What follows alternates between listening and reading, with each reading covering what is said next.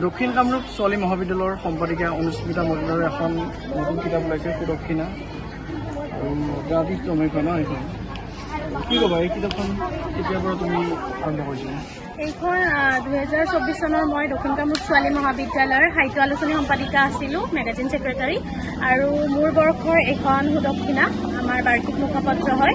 আৰু বহুত আচলতে ইয়াৰ মাজত বহুত কষ্ট জড়িত হৈ আছে আৰু যিমান পাৰোঁ নিজে চেষ্টা কৰিছোঁ আৰু ছাৰৰ লগত আমাৰ তত্ত্বাৱধায়ক ছাৰ আছে প্ৰশান্ত বৰা ছাৰ, আমি দুয়োগৰাকীয়ে যিমান পাৰোঁ সামগ্ৰিকভাৱে চেষ্টা কৰিছোঁ। ইয়াতে কি কি বিষয়সমূহ আছে? ইয়াতে আপোনাৰ কবিতাৰ পৰা গল্প প্ৰবন্ধ আৰু লগতে বহুত মানে আমাৰ মহাবিদ্যালয়ত অনুষ্ঠিত হৈ যোৱা বহুত প্ৰতিযোগিতাৰ ফলাফল, লগতে ছাৰ বাইদেউহঁতৰো কিবা লেখা আছে, বহুত কিবা ভ্ৰমণ কাহিনী আছে। ঠিক আছে, বহুত বহুত ধন্যবাদ।